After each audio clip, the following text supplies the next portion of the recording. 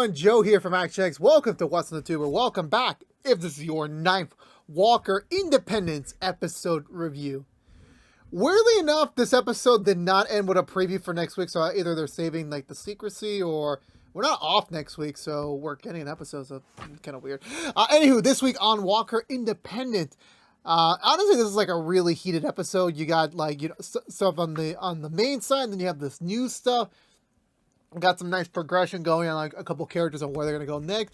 It kind of paints a little bit of a shadow of a doubt, like what the heck is going on. It feels like the characters aren't the same characters we know from 8 episodes ago, which is a good thing, and is also like it kind of makes me question what is like the end game here. Because remember, we're 9 episodes in. There's 4 more to go.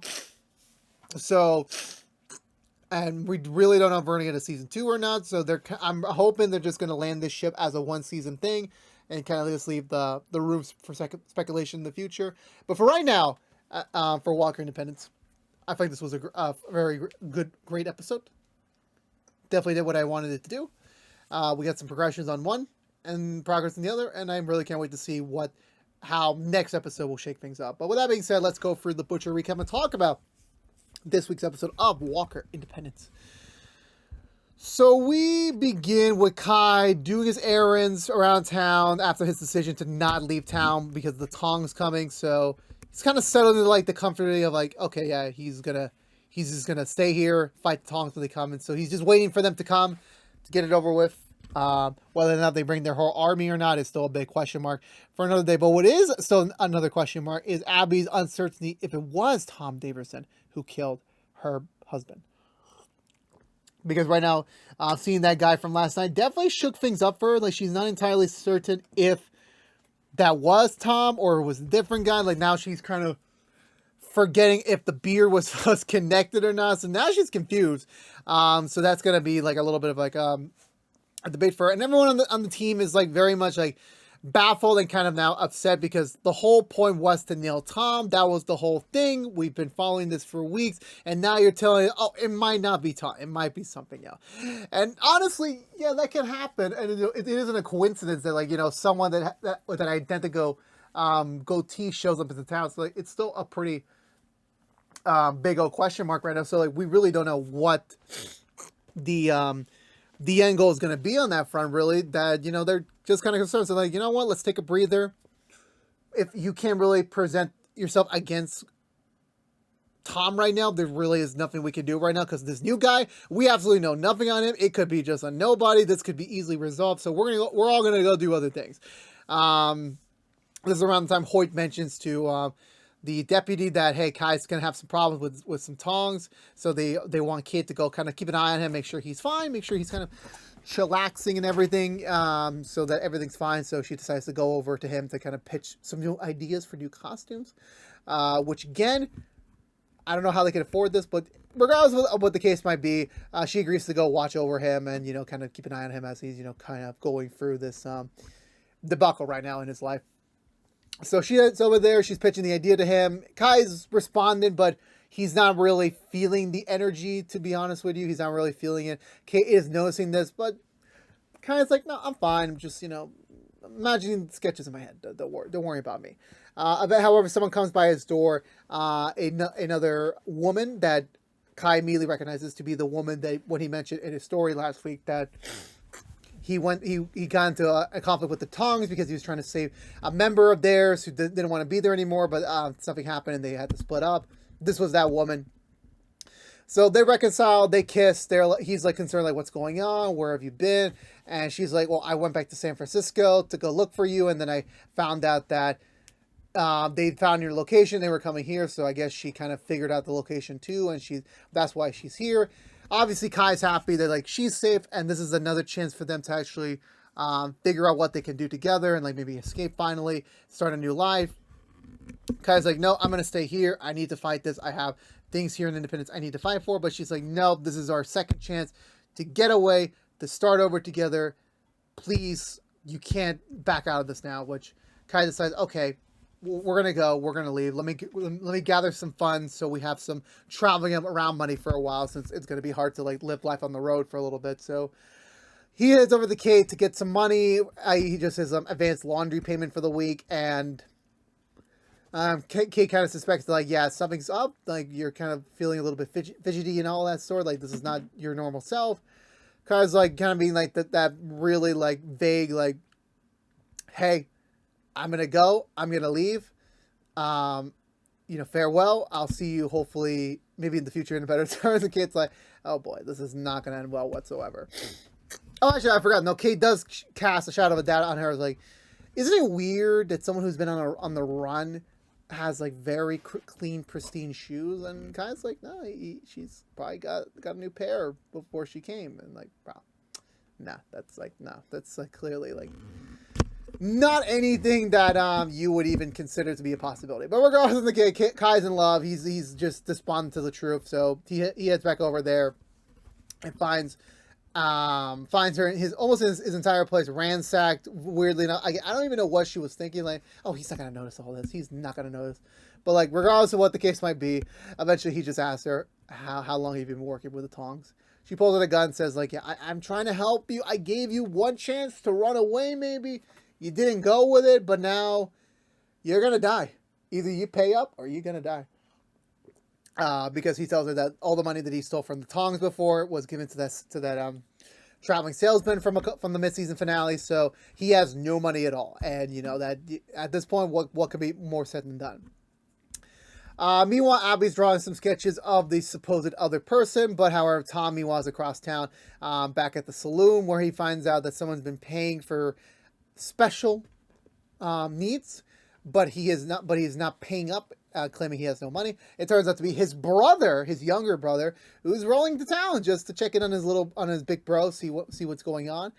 And he's like, fine, this is just exactly how I expected from you. So let's go. Let me show you around town and bask in the success of what I got going on. So he takes him around town, including the sheriff's office, which again, the goatee is almost an exact match to Tom, and also it's very similar to the person that actually killed Liam. So now again, once again, Abby's like, again, possibly staring the killer in the eye, but she doesn't really know. Is it Tom? Is it his brother?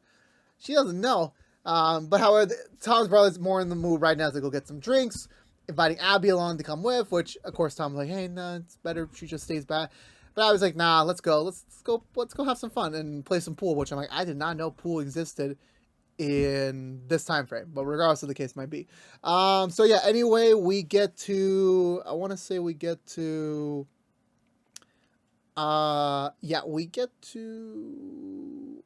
don't know where we're going with that. But yeah, so we're at the pool hall, and she's like trying to get the vibe, trying to see if like he will slip something up about his activity a little bit with some drinks in him. And it's not really working, to be honest with you, that well. And she's not really getting anything, and also she's trying to keep her cover, once again, even though that technically Abby's I forgot the name, Mary Collins is dead. She's still trying to keep her cover away from Tom and everything, trying to keep things like pretty low key over there. Meanwhile, I forgot to mention that Hoyt and the deputy have their own side thing going on that they need some help by, so they want to reach out to Caliban, who's out there still. He hasn't shown up to town since the trial. So so the deputy decides to go out there to look for him.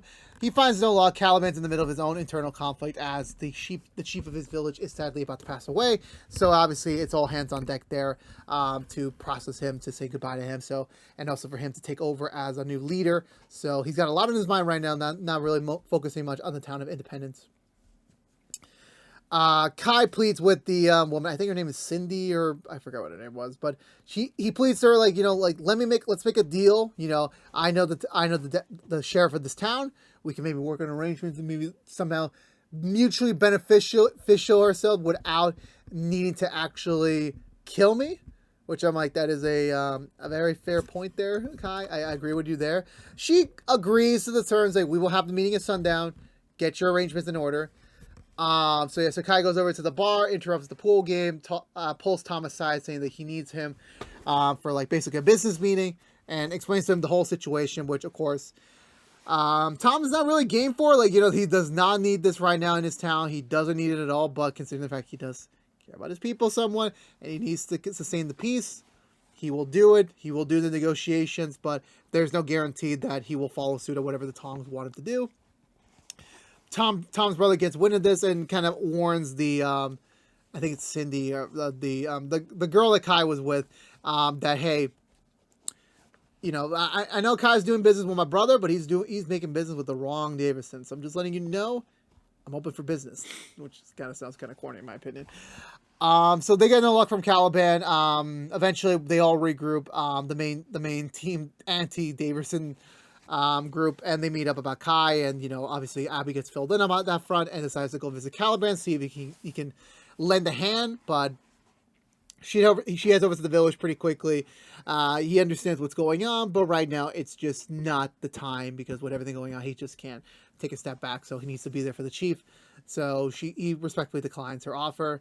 Back over the town, Kai confirms with with Cindy, I believe, that hey, we are going to do this meeting. It's going to happen. So just get everything ready that we're going to make do. However, she decides to handcuff Kai. I forgot what entirely the reason was, but she handcuffs him to some surface. I forgot what it was, some handlebar, and you know, leaves him there while they go do their meeting. They also have to prep just in case, like, because the Tongs are apparently very aggressive. They can be very violent, need be. So they decide to deputize Hoyt as like a secondary backup unit just in case if, like, you know, the Tongs become a little too much. He can make an official arrest in the eyes of the law. So that's what they're going with there as a backup plan. But once the meeting comes and due, Kai doesn't show up. Obviously, they're concerned, like, because Kai is the main force here, so him not being there definitely is a cause for concern right now, especially with the Tongs' arrival. Kate decides to sneak out quickly to go find him, which she does at the stovepipe. She helps free him. However, when he goes outside to get away from everyone, he runs into two Tongs. Kate manages to help him with shooting a bullet into one of the arms, and Kai manages to kill both of them with ease. So thankfully he's safe. So moving back to the meeting, Tom is very much like the team, like, I am not submitting to demands. While his brother's like, no, man, we can definitely negotiate. There is opportunity here. Because the Tongs, what they want to do is they want to move their opium business here. They want major stakes in the town, which are going to be fronts for their operations. And yeah, that's about it. It's going to be a majority stake. And Tom's like, no, you are not. You have literally no jurisdiction here. You are not doing this. This is not happening. The most you're going to get is maybe 10%. And you're just going to help up with the train tracks. That's all you're going to get. That's literally the only deal we're going to give you right now to get you some money in this town. She's disagreeing. There's another Tong assassin that's about to go attack the deputy from behind. Thankfully, Abby and Hoyt notices pretty quickly, so they manage to help the deputy take him out. This is enough for Tom to like say, okay, negotiations are over. You are not getting a single penny out of this, so you're going to get out of town or accept the deal because this is all you're going to have. Kai shows up as well. Doubles down to what Davison's saying, and she has no choice but to submit and accept the deal. Where do we go from there? I want to say, okay, yeah, so after that point, so she accepts the deal unwillingly. She has no choice, but that will increase the Tong presence in town right now, but at least Kai will have some sort of control over the Tong, and they will be safe for now, at least. So that resolves things pretty quickly. Also, it's a good sign that, like, yeah, Kate and Kai are growing more in a connection. I don't think Kate does have any romantic feelings for him yet, but it definitely is a step in the right direction. Caliban witnesses his chief passing and him accepting the role of being chief officially.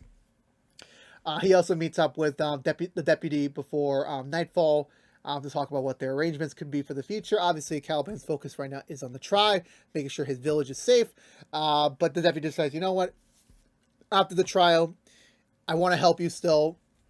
So I reached out to some friends across from Texas. They do have a lead for you on where your sister could be. At the same time as well, the deputy also decides to hire Hoyt for, I'm like, why would you hire Hoyt of all people? But regardless of what, maybe he hires them for a very, very minimum wage, but that definitely does put Hoyt on a very healthy payroll system right now. And then Abby comes clean. Sona comes clean to Davison, saying that there is a potential connection between his brother with Liam Collins' murder with the gun caliber, and everything, and you know, even Tom is like putting in the pieces together, which again is still confusing. It's still very vague because yeah, Tom once again captures off screen his brother and puts him hostage in the same barn as he did with the other dude. So I'm like, Tom's a scary motherfucker, and it's still very unclear if Tom actually did it and his brother's going to take the fall for it, or if the brother actually did it but for another reason. So again, this is all very big question marks. We don't know anything right now. But yeah, that was it for this week's episode of Walker Independence. So again, I'm just really concerned. Like the Tongs thing, it's going to be an interesting angle, what they could pursue more with it. Definitely putting it as like a hindrance rather than a threat was kind of smart. I don't know why I was expecting like them to be like a gang war in Independence. I mean, I know there's not that many able-bodied people in town, but like I'm just saying. But that was interesting to see, and also kind of keep developing Kai's world a little bit. You know, slowly developing that out. Seeing Abby kind of come into morals with like, is it Tom? Is it his brother?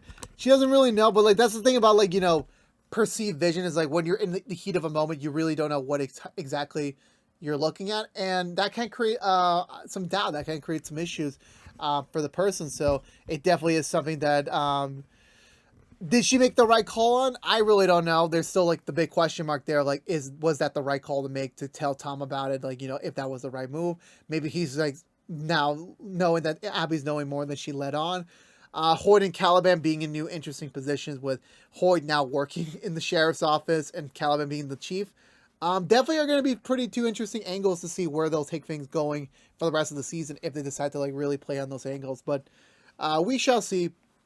But overall, the mystery keeps deepening. Like they find interesting ways to kind of like keep it going at a very like, yeah, a little cliche pace, but a very predictable pace. So there very much is something more to be said there. But yeah, for me, I definitely enjoyed this episode. I really can't wait to see what more they're going to be doing as we progress further, more into close to the finale, which is approaching not soon, but like it's closer than before. But anyway, with that being said, I'm giving this episode 2 thumbs up. I really enjoyed it. Let me know in the comments below what did you think of this week's episode of Walker Independence. Let's have a conversation down below. And I believe that's going to do it for me today, everyone. So if you're unaware, this has been What's the Two from ActionX, reviewing every episode in the hopeful first season of Walker Independence. If you want to know what we're doing normally, What's the Two besides our Independence episode reviews, we're currently doing the rookie episode reviews each and every week after brand episodes on Tuesday nights, which also come out on Tuesday night, our reviews. We're also doing Rookie Feds episode reviews on Wednesday mornings, and we're also doing Walker episode reviews on Thursday nights. But if you don't care about Independence, you're in luck. I believe we should be back next week with another brand new episode, but we didn't get a promo, so that was kind of weird. But regardless of that, again, thank you so much for watching. Please subscribe to us on youtube.com/ActionX videos. Ring that bell for notification when our next episode reviews live. Like, favorite, share if you want to, as well as ring the bell and follow us on social media. But until we see each other again, for all you members of the town of Independence, I'll see y'all next week for the next episode review. But until then, stay safe out there, be good to each other, and as always, peace out.